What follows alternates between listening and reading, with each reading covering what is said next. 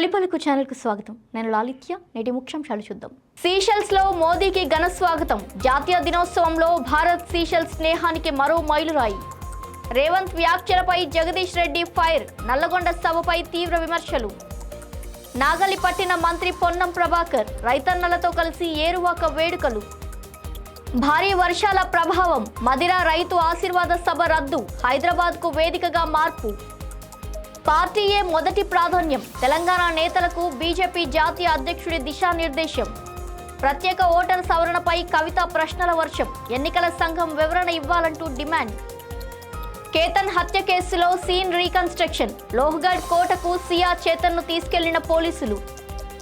SIR జాబితాలో పేరు లేదని ఆందోళన. బోరబండలో వ్యక్తి బలవన్మరణం. బిల్లులు చెల్లించలేదని పాఠశాలకు తాళం. పెట్రోల్ డబ్బాతో కాంట్రాక్టర్ల నిరసన. ఒకే మంచంపై ముగ్గురు రోగులు. ప్రభుత్వ ఆసుపత్రిలో దయనీయ దృశ్యాలు. కైలాస మానస సరోవర్ యాత్రికులకు కేంద్రం హెచ్చరిక. పర్మిట్ వీసా లేకుంటే ఇబ్బందులే. చైనాలో భూమి కంపించింది. సిచువాన్ 5.5 తీవ్రతతో భూకంపం. అప్రమత్తమైన అధికారులు. యమునా జలాలపై చారిత్రక ఒప్పందం. రెండు రాష్ట్రాల మధ్య జల వివాదానికి కీలక ముందడుగు. జావెలిన్ త్రోతో చరిత్ర సృష్టించిన రోహిత్ యాదవ్. ఆసియాలో రెండో అత్యుత్తమ త్రో. రాజ్యసభ సభ్యుడిగా ఖర్గే ప్రమాణ స్వీకారం. ప్రజలకు అండగా నిలుస్తారని స్పష్టం. సీషెల్స్ పర్యటనలో ఉన్న ప్రధాని నరేంద్ర మోదీ అక్కడి జాతీయ దినోత్సవ స్వర్ణోత్సవ వేడుకల్లో పాల్గొన్నారు. విక్టోరియాలోని శాంతి పార్క్లో మహాత్మాగాంధీ విగ్రహానికి పుష్పాంజలి ఘటించిన అనంతరం అరుల్ మిహు నవశక్తి వినాయక ఆలయంలో ప్రత్యేక పూజలు నిర్వహించారు. ఈ సందర్భంగా ప్రవాస భారతీయులు ప్రధాని మోదీకి ఘనస్వాగతం పలకగా చిన్నారులతో ఆప్యాయంగా ముచ్చటిస్తూ ఫోటోలు దిగారు ప్రధాని. భారత్కు సీషెల్స్ విశ్వసనీయ మిత్రదేశమని, అభివృద్ధి ప్రయాణంలో రెండు దేశాల భాగస్వామ్యం మరింత బలపడుతోందని మోదీ తెలిపారు. ఉమ్మడి విలువలు, ప్రజల మధ్య బంధాలు ఇరు దేశాల స్నేహాన్ని మరింత బలోపేతం చేస్తాయని ప్రధాని ఆశాభావం వ్యక్తం చేశారు. నల్లగొండ సభలో ముఖ్యమంత్రి రేవంత్ రెడ్డి చేసిన తులసివనంలో గంజాయి మొక్కల, సూర్యాపేటలో ఒకడు మిగిలాడు అంటూ చేసిన వ్యాఖ్యలు రాజకీయ దుమారానికి దారితీశాయి. దీనిపై మాజీ మంత్రి, సూర్యాపేట ఎమ్మెల్యే జగదీష్ రెడ్డి తీవ్రంగా స్పందించారు. వ్యక్తుల ఎత్తు, రూపురేఖలపై మాట్లాడే వారికి విషయం, సంస్కారం ఉండదంటూ విమర్శించారు. కేటీఆర్ పర్యటనలకు ప్రజలు విశేష ఆదరణ చూపుతుంటే రేవంత్ సభలో మాత్రం సొంత కార్యకర్తలే అసభ్యంగా తిట్టుకుంటూ వెళ్లారని ఆరోపించారు. బీఆర్ఎస్ నాయకులను ఎదుర్కోవడం రేవంత్ తరం కాదు, ఆయన తాత తరం కూడా కాదని వ్యాఖ్యానించిన జగదీష్ రెడ్డి కేసీఆర్ నల్లగొండకు చేసిన అభివృద్ధి చెప్పడానికి గంటలు సరిపోవని, రేవంత్ వద్ద విమర్శలు తప్ప అభివృద్ధి చెప్పుకునే అంశాలే లేవని ఎద్దేవా చేశారు. ఏరువాక పౌర్ణమి తెలంగాణ రైతుల సంస్కృతికి ప్రతీక అని మంత్రి పొన్నం ప్రభాకర్ పేర్కొన్నారు.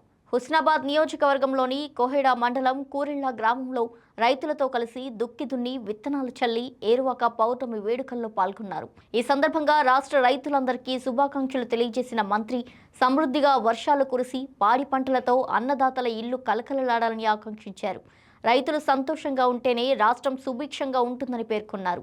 రైతు సంక్షేమానికి ప్రభుత్వం అత్యంత ప్రాధాన్యం ఇస్తుందని, వ్యవసాయ అధికారుల సూచనలు పాటిస్తూ నాణ్యమైన విత్తనాలు వినియోగించి ఆధునిక సాంకేతిక పరిజ్ఞానంతో అధిక దిగుబడులు సాధించాలని మంత్రి పొన్నం ప్రభాకర్ రైతులకు సూచించారు. ఇక ఇదే సందర్భంలో AP CM Chandrababu Naidu, deputy CM Pawan Kalyan రైతులకు ఏరువాక పున్నమి శుభాకాంక్షలు తెలిపారు.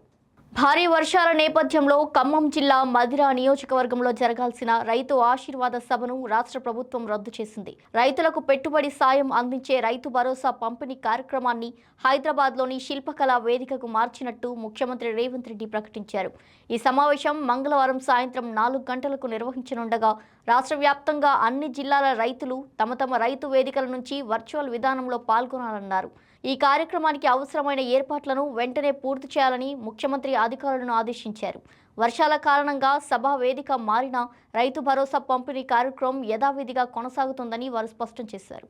హైదరాబాద్ బేగంపేటలో బీజేపీ జాతీయ అధ్యక్షుడు నితిన్ నబీన్ నేతృత్వంలో కీలక బ్రేక్ఫాస్ట్ సమావేశం జరిగింది. బూత్ కమిటీల పనితీరు, పార్టీ సంస్థాగత బలోపేతం, రానున్న ఎన్నికల వ్యూహంపై రాష్ట్ర నేతలతో ఆయన చర్చించారు. తెలంగాణలో పార్టీకి అనుకూల వాతావరణం ఉందని, గెలిచే పరిస్థితులను నాయకులే సృష్టించాలని పేర్కొన్నారు.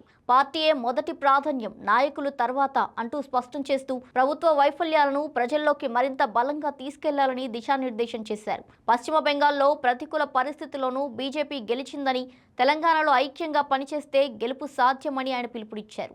అనంతరం నితిన్ నవీన్ వరంగల్ పర్యటన కొనసాగించారు. తెలంగాణలో జరుగుతున్న ప్రత్యేక ఓటరు జాబితా సవరణ ప్రక్రియపై తెలంగాణ రక్షణ సేన అధ్యక్షురాలు కల్వకుంట్ల కవిత తీవ్ర అనుమానాలు వ్యక్తం చేశారు. ముఖ్యమంత్రి రేవంత్ రెడ్డి నియోజకవర్గమైన కొడంగల్లో కేవలం 808 ఓట్లు మాత్రమే తొలగించగా బోధన్లో 7,000 ఓట్లు తొలగించడం వెనుక కారణమేంటని ప్రశ్నించారు. కొడంగల్లో గత ఎన్నికల సమయంలో వేల సంఖ్యలో డూప్లికేట్ ఓట్లు ఉన్నాయని, పొరుగు రాష్ట్రానికి చెందిన ఓటర్ల అంశంపైన ఎన్నికల సంఘం స్పష్టత ఇవ్వాలని డిమాండ్ చేశారు. నోటీసులు ఇవ్వకుండా ఓట్లు తొలగించారంటూ ఆరోపించిన కవిత రాష్ట్రాల మధ్య డూప్లికేట్ ఓట్లను గుర్తించే శాశ్వత వ్యవస్థను ఏర్పాటు చేయాలని కోరారు. తాము లేవనెత్తిన అన్ని ప్రశ్నలకు ఎన్నికల సంఘం సమాధానం చెప్పాలని ఆమె విజ్ఞప్తి చేశారు. దేశవ్యాప్తంగా సంచలనం సృష్టించిన కేతన్ అగర్వాల్ హత్య కేసులో దర్యాప్తు కీలక దశకు చేరుకుంది. తాజా పరిణామంగా పోలీసులు నిందితులు సియా గోయల్, చేతన్ చౌదరిని పూణే సమీపంలోని లోహగఢ్ కోటకు తీసుకెళ్లి సీన్ రీకన్స్ట్రక్షన్ చేశారు. డమ్మీ బొమ్మ సాయంతో కేతన్ను ఎలా లోయలోకి తోసి హత్య చేశారో నిందితులతో చూపించి కీలక ఆధారాలు సేకరించారు. హత్యకు ముందు కూడా ఇదే ప్రాంతంలో రిహార్సల్స్ చేసినట్టు దర్యాప్తులో తేలింది. ఇక మరోవైపు పెళ్లిని తిరస్కరించడం కంటే హత్య చేయడమే సులభమని సియా విచారణలో చెప్పినట్టు సమాచారం. ఇద్దరి మొబైళ్లలో తొలగించిన చాట్లను వెలికి తీసేందుకు ఫోరెన్సిక్ పరీక్షలు నిర్వహిస్తుండగా ఈ కేసును వేగవంతమైన న్యాయస్థానంలో విచారించాలని మహారాష్ట్ర ప్రభుత్వం నిర్ణయించింది. హైదరాబాద్ బోరమండలో విషాద ఘటన చోటు చేసుకుంది. ప్రత్యేక ఓటరు జాబితా సవరణలో భాగమైన ఎస్ఐఆర్ జాబితాలో తన పేరు లేదని ఆందోళనతో 51 ఏళ్ల వయసున్న కారు డ్రైవర్ షేక్ ముజీబుర్ రహమాన్ బలవన్మరణానికి పాల్పడ్డాడు. జైలుకు వెళ్లాల్సి వస్తుందేమోనని భయపడుతూ తమ 3 పిల్లల భవిష్యత్తుపై భార్య వద్ద పలుమార్లు ఆవేదన వ్యక్తం చేసినట్టు కుటుంబ సభ్యులు తెలిపారు. భార్య ధైర్యం చెప్పినా కూడా మనస్తాపం తగ్గక ఇంటి బయట షెడ్డు వద్ద ఉరివేసుకున్నట్టు సమాచారం. ఈ ఘటనపై కేసు నమోదు చేసిన పోలీసులు మృతదేహాన్ని గాంధీ ఆసుపత్రి మార్చురీకి తరలించి దర్యాప్తు చేపట్టారు. మరణానికి దారితీసిన ఖచ్చితమైన కారణాలపై విచారణ కొనసాగుతోంది. ఖమ్మం జిల్లా పాలేరు నియోజకవర్గంలో బిల్లుల చెల్లింపుల కోసం ఓ కాంట్రాక్టర్ వినూత్నంగా నిరసన తెలిపారు. ఖమ్మం రూరల్ మండలం దాన్వాయిగూడెం ఇంగ్లీష్ మీడియం పాఠశాలలో మన ఊరు మనబడి కార్యక్రమం కింద మరమ్మతులు చేపట్టిన కాంట్రాక్టర్ అయోధ్య పెండింగ్ బిల్లులు విడుదల చేయకపోవడంతో పాఠశాలకు తాళం వేసి పెట్రోల్ డబ్బాతో ఆందోళనకు దిగారు. గత ప్రభుత్వ హయాంలో 10 లక్షల రూపాయల వరకు బిల్లులు రాగా మిగిలిన చెల్లింపులను ప్రస్తుత ప్రభుత్వం ఇవ్వకుండా తీవ్ర ఇబ్బందులకు గురిచేస్తుందని వాపోయారు. కలెక్టర్ నుంచి కింది స్థాయి అధికారుల వరకు పలుమార్లు తిరిగినా కూడా ఫలితం లేకపోవడంతో అప్పులు చేసి పనులు పూర్తి చేశామని న్యాయం చేయాలంటూ ప్రభుత్వాన్ని అయోధ్య కోరారు. ఆంధ్రప్రదేశ్లో ప్రభుత్వ ఆసుపత్రుల దుస్థితి మరోసారి వెలుగులోకి వచ్చింది. పార్వతీపురం మన్యం జిల్లా ప్రభుత్వ ఆసుపత్రిలో సరిపడా పడకలు లేకపోవడంతో ఒకే మంచంపై 2-3 రోగులకు చికిత్స అందిస్తున్న దృశ్యాలు ఆందోళన కలిగిస్తున్నాయి. పరిస్థితి మరింత దారుణంగా మారడంతో ఎక్స్రే గదినే తాత్కాలిక వార్డుగా మార్చి అక్కడే రోగులకు వైద్యం అందిస్తున్నారు. కనీస మౌలిక సదుపాయాలు లేక రోగులు తీవ్ర ఇబ్బందులు పడుతున్నామంటూ ఆవేదన వ్యక్తం చేస్తున్నారు. ప్రభుత్వ ఆసుపత్రుల్లో ఈ పరిస్థితులు ఎందుకు నెలకొన్నాయంటూ ప్రజలు ప్రశ్నిస్తున్నారు. వెంటనే పడకల సంఖ్య పెంచి వైద్య సేవలను మెరుగుపరచాలని స్థానికులు ప్రభుత్వాన్ని కోరుతున్నారు. కైలాస మానస సరోవర్ యాత్రకు ప్రైవేట్ టూర్ ఆపరేటర్ల ద్వారా వెళ్లే యాత్రికులకు విదేశాంగ శాఖ కీలక మార్గదర్శకాలు జారీ చేసింది. చైనా భూభాగంలోకి ప్రవేశించినందుకు ఎంట్రీ పర్మిట్, వీసా తప్పనిసరిగా ఉండాలని స్పష్టం చేసింది. ఈ పత్రాలు లేకుండానే ప్రయాణం ప్రారంభించి నేపాల్లో చిక్కుకుపోయిన భారతీయుల విజ్ఞప్తుల నేపథ్యంలో ఈ హెచ్చరికలు జారీ చేసింది. అవసరమైన అన్ని అనుమతులు, ప్రయాణ పత్రాలు పూర్తిగా పొందిన తర్వాతే యాత్ర ప్రారంభించాలని సూచించారు.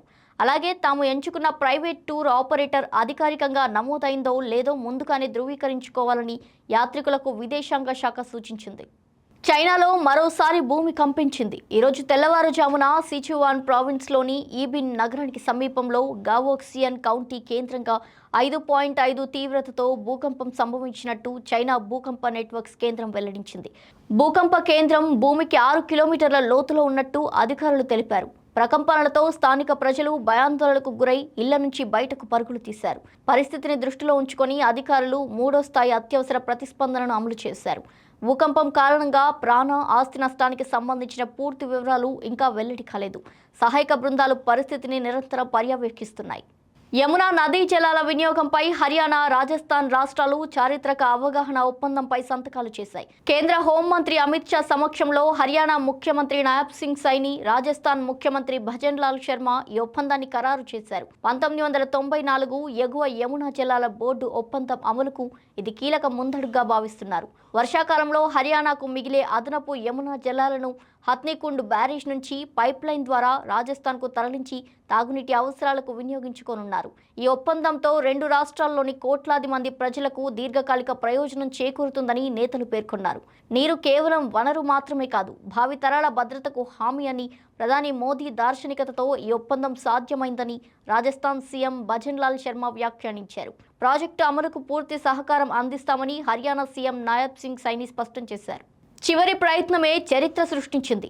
జాతీయ అంతర్రాష్ట్ర అథ్లెటిక్స్ ఛాంపియన్షిప్లో ఉత్తరప్రదేశ్కు చెందిన జావెలిన్ థ్రోయర్ రోహిత్ యాదవ్ 87.05 మీటర్లు విసిరి స్వర్ణ పతకాన్ని కైవసం చేసుకున్నారు. తొలి 5 ప్రయత్నాల్లో 80 మీటర్ల మార్కును కూడా అందుకోలేకపోయిన రోహిత్ చివరి త్రోతో వ్యక్తిగత అత్యుత్తమ ప్రదర్శన నమోదు చేయడంతో పాటు మీట్ రికార్డును బద్దలు చేశారు. ఈ ఏడాది ఆసియాలోనే రెండో అత్యుత్తమ త్రోగా ఇది నిలిచింది. నీరజ్ చోప్రా, కిషోర్ జైనా తర్వాత 87 మీటర్ల మార్కు దాటిన మూడో భారతీయ అథ్లెట్గా రోహిత్ చరిత్ర సృష్టించారు. ఈ ప్రదర్శనతో ఆసియా క్రీడలకు కూడా అర్హత సాధించి ప్రపంచ ర్యాంకింగ్స్లో ఈ సీజన్లో రెండో స్థానానికి చేరుకున్నారు. కాంగ్రెస్ జాతీయ అధ్యక్షుడు మల్లికార్జున ఖర్గే కర్ణాటక నుంచి రాజ్యసభకు తిరిగి ఎన్నికైన అనంతరం ఈరోజు రాజ్యసభ సభ్యుడిగా ప్రమాణ స్వీకారం చేశారు. ఉపరాష్ట్రపతి, రాజ్యసభ చైర్మన్ సిపి రాధాకృష్ణన్ ఆయనతో ప్రమాణ స్వీకారం చేయించారు. చేతిలో రాజ్యాంగ ప్రతిని పట్టుకొని హిందీలో ప్రమాణం చేసిన ఖర్గే ప్రజల గొంతుకను, వారి ఆకాంక్షలను పార్లమెంట్లో బలంగా వినిపిస్తారని తెలిపారు. ప్రభుత్వాన్ని ఎప్పటికప్పుడు ప్రశ్నిస్తూ జవాబుదారీతనంతో పనిచేస్తారని స్పష్టం చేశారు. రాజ్యసభలో ప్రతిపక్ష నాయకుడిగా కొనసాగడం తనకు గౌరవంగా భావిస్తున్నట్టు పేర్కొన్నారు. ఈ కార్యక్రమానికి సోనియా గాంధీ, ప్రియాంక గాంధీ వాద్రా, జేపీ నడ్డా, కిరణ్ రిజిజు, అర్జున్ రామ్ మేఘవాల్, హరివంశ్తో పాటు పలువురు కేంద్ర మంత్రులు, ఎంపీలు హాజరయ్యారు. ఇవి వాల్టి బులెటిన్ డీటెయిల్స్. మరో బులెటిన్తో మళ్ళీ కలుద్దాం. చూస్తూనే ఉండండి తొలి పలుకు న్యూస్.